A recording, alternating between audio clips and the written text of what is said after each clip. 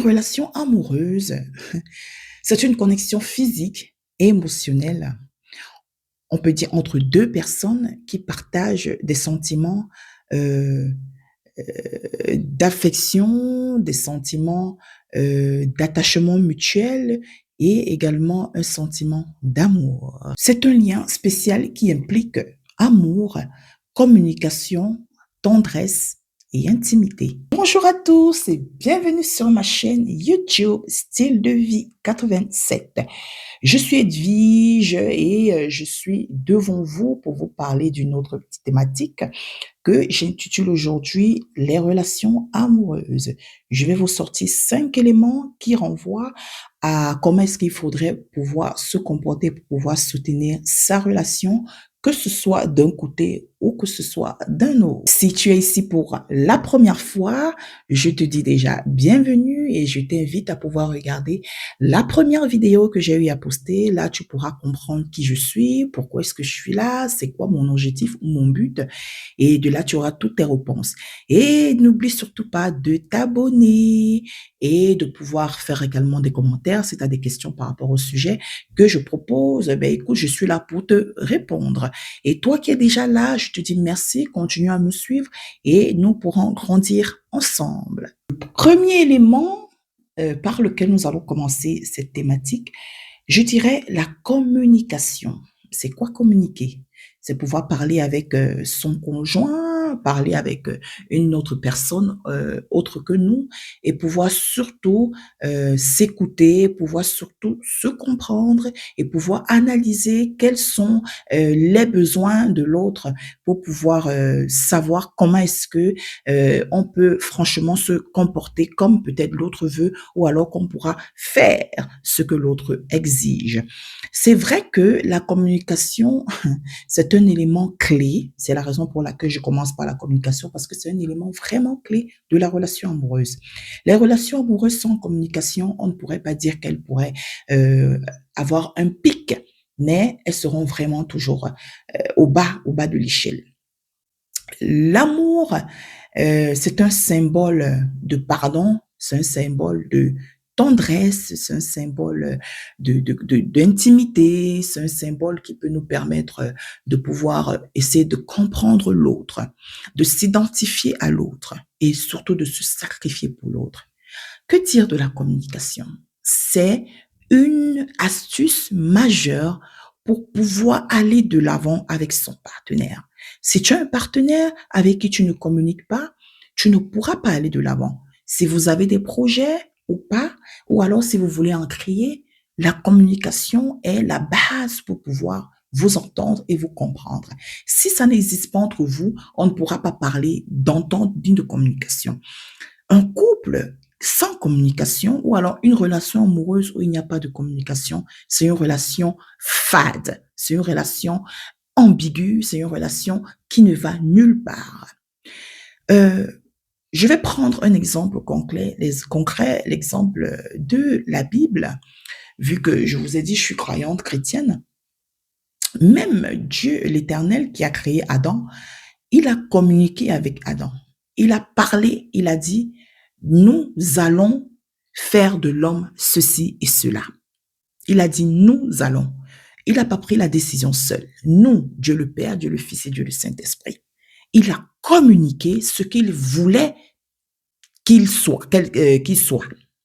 Il a dit quelles étaient ses attentes. Il a dit ce qu'il voulait. Il a parlé. Il a dit que la lumière soit et la lumière fut.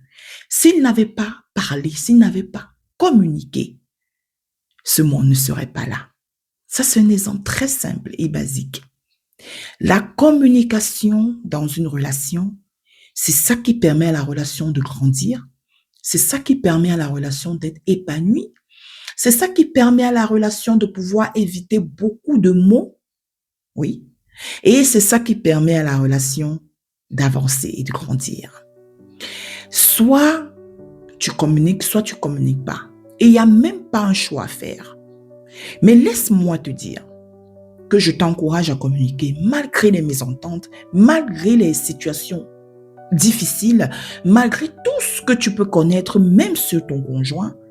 et que tu n'oses pas en parler, moi, je te demande d'en parler. Parce que c'est quand tu en parles, ou alors quand tu poses la question avec ton conjoint, que tu te rends compte que peut-être le message que tu as eu sur ton conjoint ou sur ta conjointe, ça peut être vrai comme ça peut être pas vrai du tout. Franchement, s'il faut que je vous parle uniquement de la communication, ce serait tellement vaste parce que j'ai tellement à dire juste sur ce point. Mais je pourrais juste vous dire, communiquez avec vos conjoints, avec vos conjointes. Parce que je suis beaucoup plus spécifique en ce moment dans la relation amoureuse. Je ne voulais pas aller parler avec les parents, avec les enfants. Je suis dans la relation amoureuse. Parce que oui, vous savez, ma niche, c'est famille et relations. Donc, je parle de la famille et je parle également des relations amoureuses, relations amicales, peu importe. Donc, je suis dans la relation amoureuse. Communique avec ton partenaire. Fais passer le message à ton partenaire de ce que tu attends de ton partenaire. Fais comprendre à ton partenaire ton mécontentement si tu es mécontent. Fais comprendre à ton partenaire ta joie si tu es joyeux. Fais ressentir cette émotion. Passe le message. S'il y a quelque chose que tu as remarqué au vu ou alors que ton partenaire a pu poser comme acte positif, fais le compliment à ton partenaire. Si c'est négatif, ramène ton partenaire d'une manière plutôt douce et tendre, pas d'une manière violente, non. Et de là, tu me diras par la suite comment est-ce que ça s'est passé. Nous allons passer au deuxième point tout de suite. Deuxième élément, c'est la confiance. Il faut avoir confiance en son partenaire. Il faut être transparent. Il faut être vrai. Une relation amoureuse bâtie sur le manque de confiance, que ce soit un manque de confiance en soi ou que ce soit un manque de confiance en l'autre, ça ne mènera nulle part. Oui, je vous l'ai dit, ça ne mènera nulle part. La confiance en soi te permet de pouvoir avoir confiance en l'autre. Si tu t'es mis en relation avec ta partenaire ou ton partenaire, c'est justement parce qu'il y a eu un mot, il y a eu un comportement qui t'a permis de te mettre en relation avec cette personne. Alors, si tu es en relation avec la personne et que tu développes un manque de confiance, tu ne pourras pas continuer cette relation. Elle va se briser. Elle va se briser. Aie confiance en ton partenaire. Ne doute pas de ton partenaire. Parle avec ton partenaire. Propose des solutions à ton partenaire. Écoute ton partenaire pour que dans la discussion, que tu sentes si oui, tu peux ressentir confiance ou pas. Généralement, je pourrais même dire, avant de commencer une relation, il faudrait qu'on sache déjà si on peut avoir confiance en la personne ou pas. Parce que pour moi, aller vers quelqu'un, continuer une relation et il n'y a pas de confiance, pour moi, ce serait une perte de temps en fait. Tu ne peux pas bâtir une relation sur le manque de confiance. Elle ne pourra pas, elle va s'écrouler en fait. Tu dois faire confiance en ton partenaire. Si tu confies une tâche à ton partenaire, fais confiance à ton partenaire. Si tu délègues une mission à ta partenaire, fais-lui confiance. Donne-lui du temps. Si elle te dit, je ne peux pas le faire maintenant, donne-moi du temps, je le ferai. Observe et sois patient. Fais confiance. L'amour, c'est la confiance. L'amour, c'est la communication. Il ne peut pas avoir amour sans ces deux premiers éléments. Alors, fais confiance à ton partenaire. Nous allons passer à l'élément numéro 3. L'élément numéro 3, qu'est-ce que c'est? Le respect. Il faut faire confiance, il faut communiquer, mais il faut respecter également le partenaire. Respecter, je peux dire, ses valeurs. Respecter sa religion, par exemple. Respecter tout ce que ton partenaire voudrait que tu puisses respecter. Même si tu ne veux pas, parfois, Il faut comprendre pour pouvoir respecter. Si tu ne comprends pas quelqu'un, ce serait difficile de respecter la personne. Parfois, quand on respecte, on se dit que c'est quelque chose de bizarre. Je vais prendre le cas de la femme. Parce que oui, je suis une femme, je vous dis toujours. La Bible a dit quoi? La Bible dit, femme, sois soumise à ton mari. Homme, aimez vos femmes. Si toi, tu es soumise à ton mari, ça veut dire que dans la soumission, il y a le respect. Il y a le respect. Si tu as quelque chose à partager avec ton homme et tu le fais, il te dit par exemple, moi, je ne veux pas que tu le fasses. Certes, tu vas communiquer avec lui, tu vas lui dire, mais pourquoi tu ne voudrais pas que je le fasse? Il faudrait également que l'homme soit amené à pouvoir te donner des raisons fiables. Et si toi, tu analyses que ces raisons-là sont fiables, tu comprendras effectivement que oui, il a raison.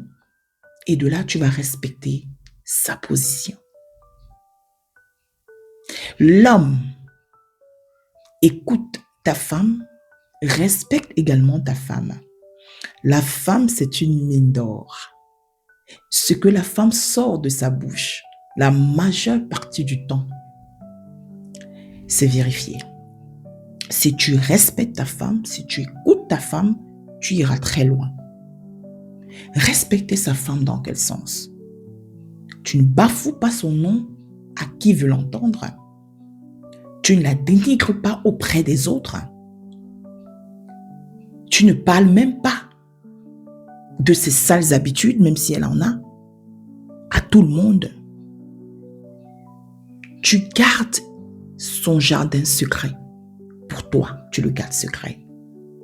Voilà le respect qu'un homme va avoir vis-à-vis de sa femme ou vis-à-vis de sa conjointe. C'est ça le respect, en fait. Ne pas la bafouer auprès de qui veut l'entendre, malgré tout ce qu'elle peut avoir comme comportement, bon, mauvais. Gardez ça pour soi. Essayez de traiter avec elle. Ne pas la dénigrer partout. La préserver. C'est ça, respecter sa femme. L'aider dans les tâches ménagères, c'est important également. C'est respecter sa femme. Si elle a fait des enfants, elle vient peut-être de donner naissance, elle te dit, s'il te plaît, est-ce que tu peux prendre les enfants ou alors tu les balades? Moi, j'ai besoin de me reposer pendant un petit bout de temps. D'accord, chérie, je vais le faire pour toi. C'est le respect. C'est valoriser sa femme. C'est valoriser sa conjointe.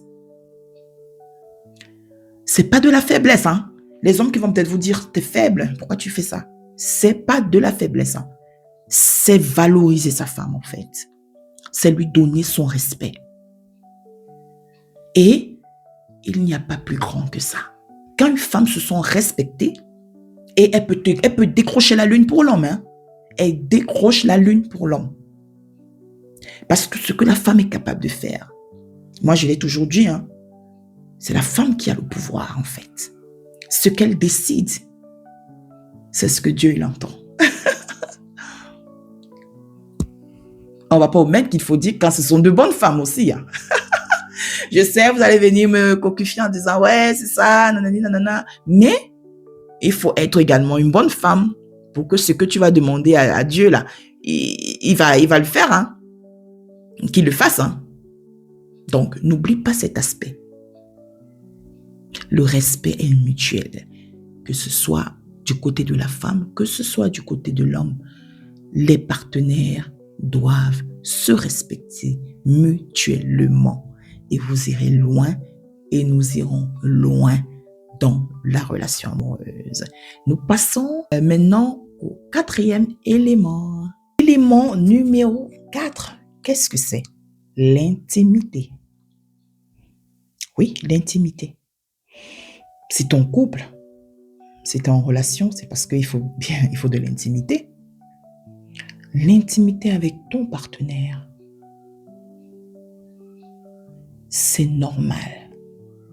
Ça fait partie des valeurs de la relation. Ça fait partie des valeurs du couple. Tu dois être intime, avoir des relations intimes avec ton partenaire. Ça, c'est clair et net. Si tu passes un jour, 2 jours, 3 jours, disons voire une semaine, il y a des partenaires qui peuvent comprendre. Il y a ceux qui ne peuvent pas comprendre du tout. Maintenant, là, ça dépend du rythme de chaque personne, parce que chacun a son organisme. Il ne faut pas l'oublier. Hein. Ça dépend du rythme de chaque personne. Si au départ, vous avez eu un rythme assez... ce ne sera pas toujours évident de pouvoir garder ce rythme-là. N'oublions pas également que l'arrivée des enfants change un peu notre intimité. Il faut travailler, il faut s'occuper des enfants, il faut faire des sorties, il faut faire ceci, il faut faire cela. Parfois, ça nous prend beaucoup d'énergie et il peut arriver qu'on ne puisse pas vraiment subvenir à notre rôle. Je parle aux femmes. Le rôle de la femme, c'est de satisfaire son mari. Le rôle du mari aussi, c'est de satisfaire son épouse. L'intimité rapproche le couple. L'intimité donne une confiance mutuelle. L'intimité donne la joie. L'intimité donne la gaieté. L'intimité aussi permet qu'on puisse avoir la santé. Soyons intimes, soyez intimes. Soyez complices. Partagez tout ensemble. Vous pouvez avoir des moments où vous prenez des bains ensemble. Vous pouvez avoir des moments où vous faites des massages. Des moments où vous êtes tout seul. Même si vous avez déjà des enfants, vous pouvez avoir des moments tout seul. Vous pouvez sortir, aller même prendre des vacances tous les 2, un week-end, quelque part, et puis vous sentir bien. C'est très important dans la relation amoureuse. Sortir un peu du train-train quotidien. Donc, l'intimité, oui, ça fait partie des valeurs et des éléments essentiels dans la relation amoureuse. Nous passons maintenant au 5e élément. C'est la complicité. La complicité. Oui, la complicité. Partager des fous rires, partager des moments d'histoire, jouer ensemble, partager des souvenirs. Quand on s'est rencontrés pour la première fois, tu étais comme ça, tu avais fait ça. Je me souviens toujours de ce jour, je ne peux pas l'oublier. Tu étais comme ça, voilà, tu faisais ça, je te guidais avec un œil. C'est ça la complicité. Discuter ensemble. Se dire, oula, non mais tu te rends compte, j'ai vu ça. Viens, je te dis, allez, assieds-toi là. Viens, je te raconte tout. Hein. Et moi, je raconte tout. Vous voyez, parfois, il y a des situations où quelqu'un va te dire, mais je te confie ce secret, tu ne dis pas à ton mari. Hein. Toi, tu es là, tu dis, oui, je ne vais pas le dire. Hein. Mais après, quand tu rentres, chérie, viens t'asseoir, j'ai quelque chose à te dire. Beaucoup le font. Généralement, ce n'est pas parce qu'on est commère ou bavard, mais c'est la complicité dans la relation. Beaucoup de couples vivent. Si tu l'as déjà fait, écris en commentaire parce que je sais que beaucoup y vivent ça. Tu vas rien dire, d'accord? Tu me promets? Ben oui, je te promets, je te dis rien, vas-y, dis-moi. Mais après, tu appelles ta meuf, tu dis, écoute-moi ça. Je viens d'apprendre ça. Je vais te dire, non, mais ça va trop chauffer ce soir quand on sera à la maison. Parce que vous avez généré ça entre vous. Moi, je dirais, la relation amoureuse, c'est d'abord l'amitié, en fait. C'est d'abord l'amitié. C'est d'abord la complicité. Franchement, si vous respectez aucun de ces éléments, vous n'êtes pas en couple, hein? Vous n'êtes pas en relation. S'il n'y a rien de tout ça, ni la communication, ni le respect, ni tout ce que j'ai cité là, vous vivez rien du tout. Essayons de pratiquer ces 5 éléments au quotidien dans notre vie amoureuse. Vous m'en direz. Pour conclure, je dirais tout simplement que la relation amoureuse, c'est comme un jardin. Il faut nourrir le jardin, il faut l'arroser, il faut l'entretenir, oui, pour qu'il puisse être épanoui et qu'il se sente bien, tout simplement. Certes, dans la relation, il y a des hauts, il y a des bas, il y a des moments de défi, il y a des moments de paix, mais c'est dans ces moments-là que l'on découvre la beauté et la force de l'amour. Une relation saine, c'est une relation où l'on se sent aimé, respecté et entendu. C'est une relation où l'on peut être soi-même sans peur du jugement et grandir ensemble. Si tu es dans une relation amoureuse, n'oublie pas de prendre soin de ton partenaire ou de ta partenaire et de montrer également ton amour, de l'écouter, de valoriser et tu verras que vous irez loin. Et si tu n'es pas dans une relation amoureuse, ne t'inquiète pas, car des fois, l'amour vient au moment où on l'attend le moins. C'est ton voyage, pas une destination. Alors, profite du chemin. Alors, si tu as aimé cette vidéo, n'oublie surtout pas de t'abonner et d'activer la cloche de notification pour plus de vidéos. Allez, prends soin de toi. Et oui, la confiance en amour, c'est la base. Bisous.